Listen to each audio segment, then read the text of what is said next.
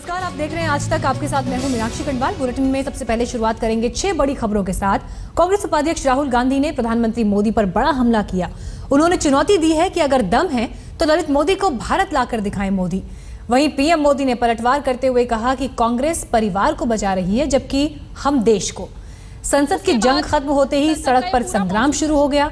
एक तरफ कांग्रेस ने संसद परिसर में नारेबाजी की तो वहीं एनडीए सांसद लोकतंत्र को बचाने के लिए नारे लगाते हुए विजय चौक से संसद तक मार्च करते नजर आए। और इसी बीच एक और बड़ी खबर यह है कि भारत और पाकिस्तान के एनएसए वार्ता से सस्पेंस खत्म हो गया है, यानी ये वार्ता होगी 23 और 24 अगस्त को। उधर एक और बड़ी खबर, मैगी को राहत मिली है। 6 हफ्ते में लैब रिपोर्ट सही आई तो फिर से बाजार में मैगी आ जाएगी।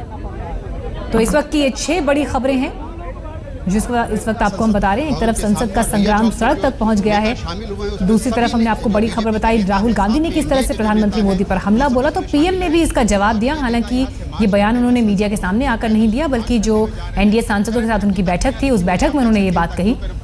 इसके अलावा भारत और पाकिस्तान के बीच एनएसए स्तर की बातचीत होगी, इस पर से सस्पेंस हट गया है। 23 और 24 तारीख का वक्त इसके लिए तय किया गया है।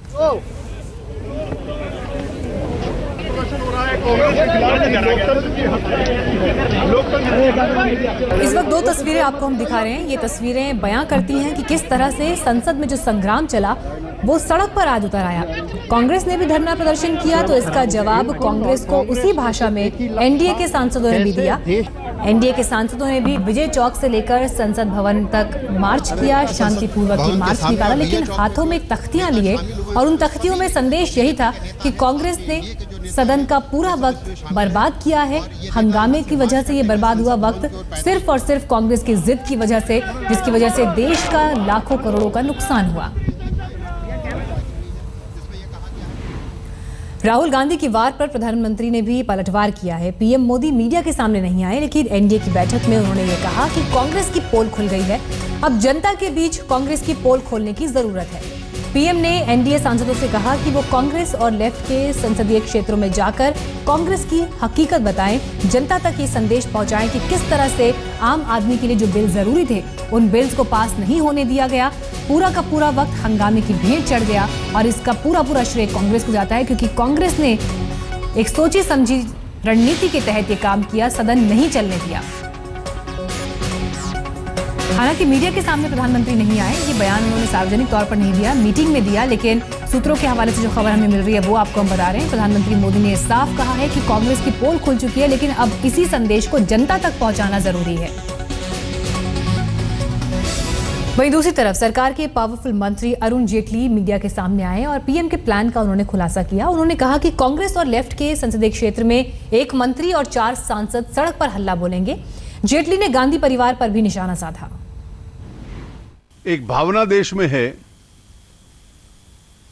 कि कांग्रेस पार्टी का सही इरादा यह था कि देश आर्थिक दृष्टि से प्रगति न करे और जो उसके लिए कदम उठाने हैं संसद उनको टेकअप न कर पाए। आंकड़े उनके खिलाफ हैं, तर्क उनके खिलाफ हैं, इसलिए केवल लंग पावर का प्रयोग करके उनको रोका जाए। और इस परिस्थिति में कांग्रेस पार्टी के चेहरे के बारे में किसी को अगर गलतफहमी थी तो उनका भी ज्ञानवर्धन बहुत हुआ है। India stands educated about both the Congress party and it's the family that controls it. और पिछले 10 वर्ष तो पद पे कौन बैठा है ये किसी को स्वीकार नहीं था, सत्ता परिवार के हाथ में रहे, यही परिस्थिति थी। और वो परिवार जो कांग्रेस पार्टी को कंट्रोल करता है, ये स्पष्ट है कि उसको अब स्वीकृति नहीं है कि इस देश में परिवार के बाहर वाला कोई व्यक्ति इस देश की हुकूमत कर सके। इस सत्र ने कई लॉस देखे, मेनी लॉस। कभी मेनस्ट्रीम पार्टी का सर्वोच्च नेता वेल में नहीं कूदा। आपकी प्राथमिकता कांग्रेस पार्टी की एक परिवार की राजनीति है, देश का हित नहीं है। तो स्वाभाविक है उनका उद्देश्य इसको विलंब करना था। 25 सितंबर से लेकर 2 अक्टूबर तक जो हम पखवाड़ा मनाते हैं, उससे आगे पीछे भी इन क्षेत्रों में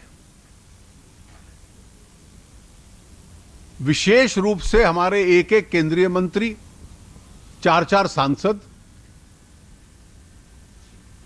जाकर खूब बड़ी मात्रा में जनसभाएं करेंगे और यह एनडीए का कार्यक्रम होगा। और जिन लोगों ने इस देश की संसदीय लोकतंत्र के साथ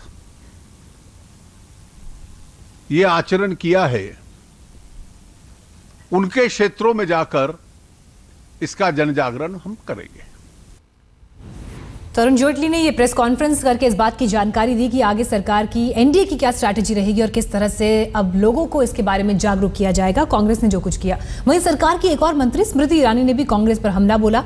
आज तक संवाददाता रीमा पराशर ने स्मृति ईरानी से खास बातचीत की। हमारे साथ है केंद्रीय मंत्री स्मृति ईरानी। स्मृति जी, तरीका वही अपनाया है बीजेपी सांसदों ने भी जो कांग्रेस अपना रही है? बिल्कुल नहीं। कांग्रेस ने जनहित का अपमान किया। पार्लियामेंट जिसका काम है डिलिबरेट और डिस्कस करना जनता के विषयों को, उन विषयों को ध्वस्त करके अपने परिवारवाद को बढ़ावा देने के लिए, राहुल के पॉलिटिकल करियर को बढ़ावा देने के लिए उन्होंने देश के हितों को राहुल के उस पे दर पर बलिदान देना स्वीकार कर दिया। बीजेपी या एनडीए का जो प्रदर्शन रहा, ये तब रहा जब सदन समाप्त हो चुका था। तो बहुत बड़ा अंतर है। बीजेपी और एनडीए लोकतंत्र के लिए मार्च कर रही है, कांग्रेस अपने राहुल गांधी के करियर को बचाने के लिए प्रदर्शन कर रही है। लेकिन इससे क्या फायदा आप देख रहे हैं जब आज संसद सत्र खत्म हो चुका है? अब इससे क्या मैसेज देने की? देखिए, हम जनप्रतिनिधि होना तब बंद नहीं कर देते जब सदन समाप्त हो जाता है। जनता के प्रतिनिधि हम तब तक रहते हैं जब तक जनता हमें ऑफिस में रखती है। तो जब तक हम जनता के प्रतिनिधि हैं, ये हमारा अधिकार है कि हम सड़क पे और संसद में, दोनों में जनता की बात को रखें। राहुल गांधी ने आज कहा कि नरेंद्र मोदी में अगर ताकत है तो वो ललित मोदी को लाके दिखाए। उनके पिता पर जो चार्जेस थे उससे तो कोर्ट बरी कर चुका है। मुझे लगता है कि राहुल गांधी को बहुत बड़ा भ्रम है। आदिल शहरियार की जो बात हुई है उस पर राहुल गांधी को शायद पता नहीं है कि कोई कोर्ट केस इस वक्त शायद है नहीं। मुझे लगता है राहुल गांधी इस बात से तिलमिला गए हैं कि कल जो सुषमा जी ने बोला वो सत्य है, क्योंकि अगर असत्य होता तो राहुल गांधी कल खुद खड़े होकर सदन में उसको मिथ्या का स्वरूप देते। लेकिन कल रात को शायद कुछ पट्टी पढ़ी उन्होंने और शायद कोई और आके बोला होगा कि बेटा सुबह क्या बोलना है। तो क्या इस प्रोटेस्ट को अब आगे ले जाया जाएगा, संसदीय क्षेत्र तक जाया जाएगा? मुझे लगता है कि ये प्रोटेस्ट कांग्रेस के डायनेस्टी के खिलाफ है। ये वो परिवार है जिसने 50 साल से ज़्यादा इस देश पर राज किया, देश को गरीब रखा। जनता अच्छी तरह से जानती है कि इस परिवार के हाथों देश का उत्थान नहीं लिखा। अंतिम सवाल है स्मृति जी, कल जिस तरह राहुल गांधी ने सदन में सुषमा स्वराज के साथ जो उनकी पर्सनल बातचीत हुई उसका हवाला दिया था, उस पर क्या बीजेपी कुछ जवाब देगी? नहीं, जिसको संस्कार निभाने नहीं आते उसके इतना नीचे गिर के कोई जवाब नहीं देना चाहिए। मैं चाहे वो मल्लिकार्जुन खड़गे हों, चाहे गुलाम नबी आज़ाद हो, चाहे वो मोतीलाल वोहरा हो, या स्वयं राहुल जी की माता जी क्यों ना हो, मुझसे उम्र में बड़े हैं, मैं उनको नमस्कार ज़रूर करती हूँ, लेकिन भाषण में उल्लेख नहीं करती कि आपको मैंने नमस्कार किया। वो आपके संस्कार बताता है। शुक्रिया। तो ये है स्मृति ईरानी जो सीधा हमला बोल रही हैं राहुल गांधी और सोनिया गांधी पर, और यहाँ तक कह डाला कि राहुल गांधी के संस्कार बता रहे हैं जो उन्होंने कल संसद में सुषमा स्वराज पर हमला किया। कैमरा पर्सन राजीव श्रीवास्तव के साथ रीमा पराशर, दिल्ली आज तक। अरुण जेटली का बयान आपने सुना, स्मृति ईरानी का बयान आपने सुना, लेकिन सत्ता पक्ष ने जो ये तैयारी की है वो तैयारी किस बैकग्राउंड पर हुई, अब ये सुनिए। इससे पहले कांग्रेस उपाध्यक्ष राहुल गांधी ने प्रधानमंत्री पर सीधा हमला बोला था। उन्होंने चुनौती देते हुए कहा कि अगर पीएम डरते हैं, ये सबको मालूम चल चुका है, ललित मोदी को भारत लाकर दिखाएं तो हम माने। सुषमा जी ने कल बड़े भाषण दिए, बहुत लंबी लंबी बात की, मगर जो हमने 2 सवाल पूछे थे उसका जवाब नहीं दिया। सिंपल सवाल था, आपको कितना पैसा मिला और आपने ये जो चैरिटी वर्क किया है, जो ह्यूमैनिटेरियन वर्क किया है, ये आपने छुप कर क्यों किया? पूरी दुनिया चैरिटी करती है, खुले मैदान में करती है, आपने प्रोसीजर क्यों नहीं फॉलो किया? आपने मिनिस्ट्री में किसी को क्यों नहीं बताया? आईपीएल क्रिकेट कहते हैं, उसमें दो नेटवर्क्स हैं। एक नेटवर्क जो हिंदुस्तान के युवा को दिखता है, फील्ड में क्रिकेट होती है, कोई बॉलिंग करता है, कोई बैटिंग करता है, और हिंदुस्तान का युवा देखता है, कहता है भाई मैं क्रिकेट खेलना चाहता हूं। दूसरा छुपा नेटवर्क ललित मोदी का नेटवर्क, जो बंद कमरों में चलता है, ब्लैक मनी का नेटवर्क है, करप्शन का नेटवर्क है, और जो पॉलिटिशियंस हैं, मोदी जी पॉलिटिकल सिस्टम और black Lalit Modi ji political system और ब्लैक मनी के सिस्टम के बीच में एक लिंक है, सबसे बड़े लिंक है।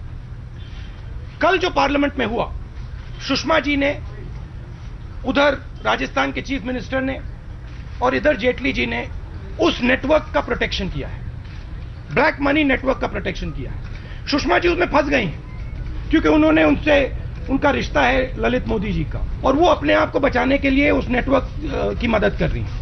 The judicial system of India has cleared Rajiv Gandhi. The judicial system of India has given a statement saying that this was a campaign against Rajiv Gandhi. There is nothing in this. Right? Now, again and again they keep bringing it up. Bring it up. Bring it up as much as you want. Okay? It makes me no difference. I'm here to defend the freedom of the people in this country. I'm here to defend this country from the RSS. I'm here to defend the country from Mr. Narendra Modi. तो राहुल गांधी की आक्रामक तेवर आज भी बरकरार, लेकिन सड़क पर संग्राम की फहरिस्त में कांग्रेस के अलावा यूथ कांग्रेस भी शामिल हुई। मोदी सरकार के खिलाफ इस प्रदर्शन का अंदाज भी बिल्कुल जुदा था।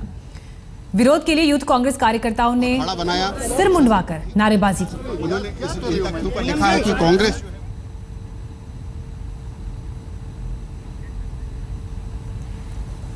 ये बिल्कुल अलग अंदाज में मोदी सरकार के खिलाफ यूथ कांग्रेस ने प्रदर्शन किया। तस्वीरें देखिए, कार्यकर्ता बैठे सड़क पर और सिर मुंडवाते नजर आए।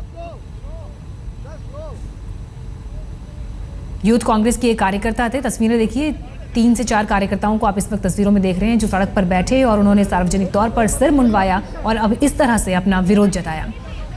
हालांकि इससे पहले कांग्रेस ने संसद भवन परिसर में हंगामा किया, विरोध जताया, और यूथ कांग्रेस भी सड़क पर उतरी मोदी सरकार के खिलाफ विरोध जताते हुए।